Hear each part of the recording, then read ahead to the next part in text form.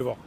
Monsieur au manteau vert, on m'a dit que c'est vous qu'on devait venir voir. C'est ça, c'est une interview, c'est quoi? C'est ça une interview pour un média, 466 médias, un média de sport. Ok, Donc apparemment, vous êtes arbitre. c'est ça. Ok, arbitre FFF, explique-nous tout.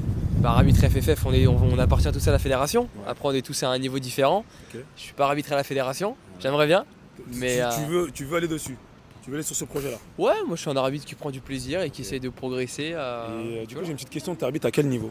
en régional, moi, au niveau Mais- jeune. Régional, mais c'est-à-dire, parce qu'il y a plusieurs niveaux en régional. Pour Ouais, les gens qui ne connaissent pas trop, il y a plusieurs niveaux en régional. En l'idée, en jeune, moi je vais évoluer en U16 et en U18 R1, Ok. dans l'idée. Ah, c'est un En- très beau niveau, R1. Ah, mais Ouais, t'es modeste, mais en c'est un très beau niveau. Ouais, je C'est un suis très beau niveau. sur la Nouvelle-Aquitaine, c'est pas mal. C'est pas mal, Ah, c'est du pas coup, vers Bordeaux, quoi. T'es plus mal. Ouais, vers ça. Bordeaux. C'est Ok. pas le même niveau que la région parisienne, que C'est l'Île-de-France, sûr que mais ça l'Île-de-France, reste, ouais. ça reste sympa. Ah, mais ça reste pas mal Ça quand reste même. sympa. R1, tu veux avoir des bons petits joueurs. Est-ce que ça t'arrive d'arbitrer des matchs de réserve d'équipe pro Non, etc. pas encore. J'ai déjà fait la touche en 17 NAS. Pas Là, mal. c'est sympa. C'est Ok. sympa, c'est sympa. Voilà, le niveau est surtout quand c'est des clubs pro. On sent qu'il y a beaucoup de sérieux. C'est très rapide. Et du coup, tu t'appelles comment? Je m'appelle Ryan, moi. Ryan, ok. Je m'appelle Ryan. T'as un compte Instagram, une chaîne, quelque Ouais, chose sur pour qu'on YouTube. puisse te suivre? Sur YouTube, RG28. RG28, ça sera mis dans la description. RG28. Je partage mes matchs. ok. Voilà, j'essaye de faire vivre ma saison aux gens.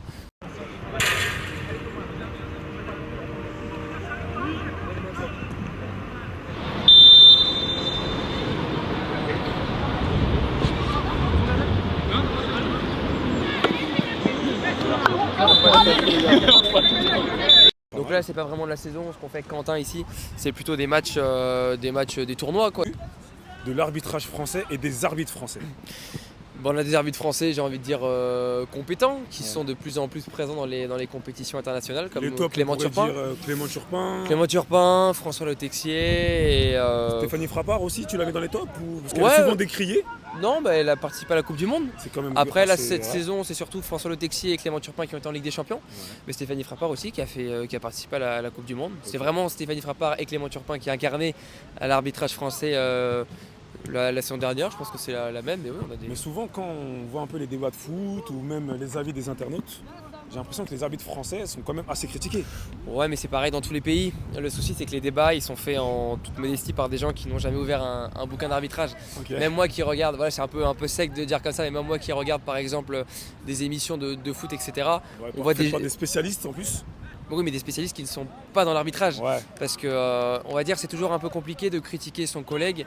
Dans l'idée, surtout pour moi, je suis complètement illégitime de critiquer une performance d'un arbitre qui est en Ligue 2 ou en Ligue 1. Ça reste des arbitres professionnels qui s'entraînent pour ça, etc.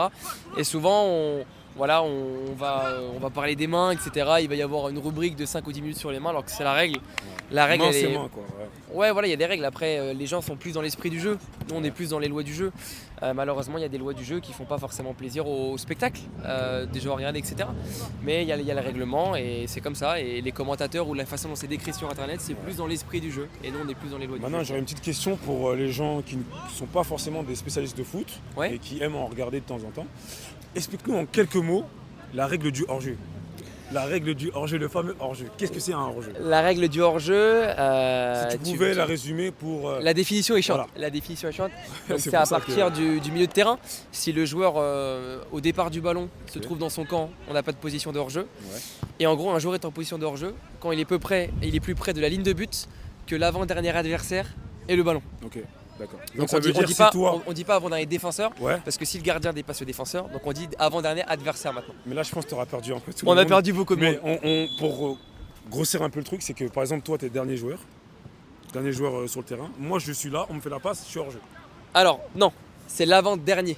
Ok, L'arbitre le- assistant va s'aligner à l'avant-dernier. ok. Et le seul cas où tu vas pas avoir de hors-jeu, tu as les touches, il n'y a pas de hors-jeu sur touche, il n'y a pas de hors-jeu sur corner, il n'y a pas de hors-jeu sur 6 mètres. Si tu as un coéquipier et un gardien sur la même ligne, il n'y a Ouais. pas de hors-jeu, parce que du coup les deux sont sur la ligne de but.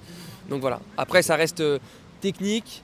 Dans l'idée, voilà, un arbitre assistant, tu regardes par exemple au niveau district, les bénévoles, on leur demande d'être alignés à l'avant-dernier adversaire et ça suffit, voilà, il n'y a pas besoin de Donc rentrer je dans pense les qu'avec détails. cette explication, grâce à toi, les gens lambda auront compris ce que c'est le hors-jeu. En fait, ouais, ce qui est compliqué dans l'arbitrage, c'est que tu as les règles basiques Ouais. et ensuite, quand tu as des situations un peu litigieuses, tu as un panoplie de règles qui sont très précises et il faut vraiment pas mal de compétences pour comprendre pour comprendre ça. Moi, il y a plein de règles au début, même en étant arbitre, j'ai eu du mal à les comprendre. Mais ça, il faut approfondir. Du coup, pour conclure, on peut dire que les arbitres français sont talentueux.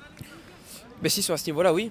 Si moi je suis pas en Ligue 1, c'est qu'il y a une raison. J'aime bien dire souvent ça parce que voilà, moi je fais des vidéos et souvent, dès qu'on fait un peu des choses sur les réseaux, les gens vont dire vous êtes le meilleur, vous méritez d'aller en Ligue 1. Mais non, il y a un classement, il y a des gens. Il y a un gros travail, c'est un métier à plein temps, il y a des gens qui sont méritants.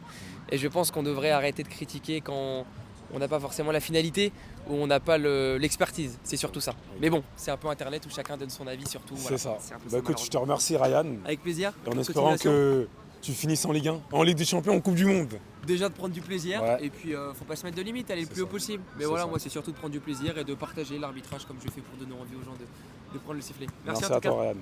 Carré.